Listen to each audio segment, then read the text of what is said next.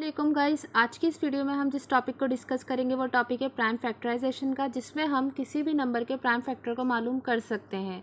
So guys, यहाँ मैंने 3 numbers लिख लिए हैं, 48, 216, 1024। सो गाइस, हम इन तीनों के प्राइम फैक्टर्स मालूम करेंगे। वीडियो स्टार्ट करने से पहले गाइस आपसे रिक्वेस्ट है कि प्लीज़ चैनल को सब्सक्राइब कर लीजिए और नीचे दिए गए बेल आइकन को क्लिक कर लीजिए ताकि आने वाली नई वीडियो सबसे पहले आप तक पहुँच सकें। सो गाइज़, हम अब एक एक करके सबके प्राइम फैक्टर्स मालूम करेंगे। हम सबसे पहले गाइज़ 48 का प्राइम फैक्टर यहाँ मालूम कर लेते हैं। सो हमें एलसीएम लेना होगा 48 का प्राइम फैक्टर मालूम करने के लिए। गाइज़, अब हम यहाँ लास्ट डिजिट देख लेंगे प्राइम फैक्टर का, इस नंबर का।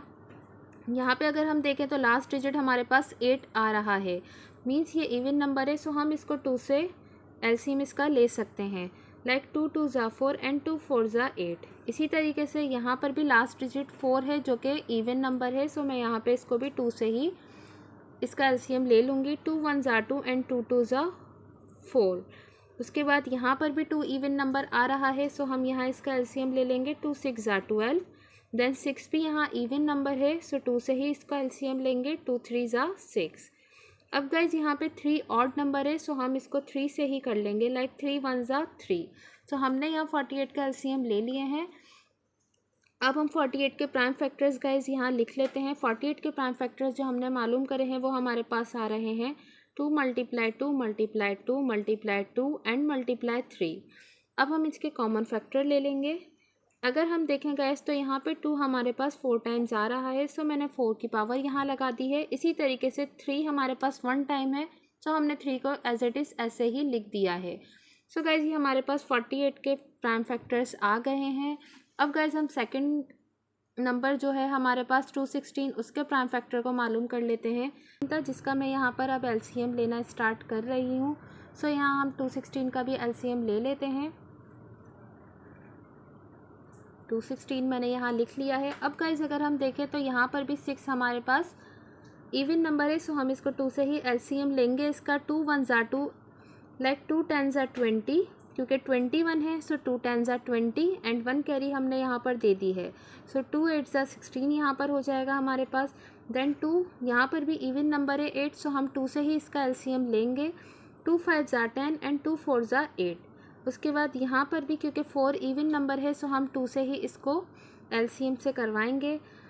2 2 ज़ा 4, 5 में से 4 हमारे माइनस हो गए। सो 1 हमने यहाँ कैरी दे दी। 2 7 ज़ा 14। देन गाइज 7 हमारे पास ऑड नंबर है। सो हम इसको 2 से नहीं करवाएंगे, हम इसको 3 से करवा लेते हैं क्योंकि 3 के टेबल में 27 आता है, लाइक 3 9 ज़ा 27।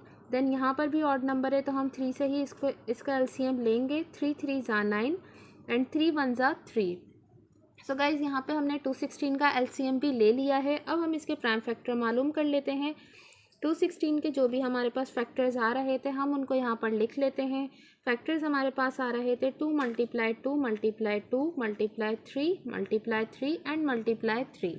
सो फैक्टर्स मैंने यहाँ लिख लिए हैं। अब गाइज अगर मैं कॉमन फैक्टर देखूँ तो 2 मेरे पास 3 टाइम्स यहाँ आ रहा है। सो मैंने 2 पे 3 की पावर अप्लाई कर दी। देन 3 को अगर हम देखें तो 3 भी हमारे पास 3 टाइम्स यहाँ आ रहा है, जो कि मैंने यहाँ लिख लिया है। सो ये हमारा आंसर है 216 का फैक्टर का। हमने प्राइम फैक्टर्स मालूम कर लिए हैं। अब गाइज हमारे पास लास्ट नंबर है 1024, जिसका हम प्राइम फैक्टर मालूम करने जा रहे हैं। सो मैं यहाँ लिख लेती हूँ।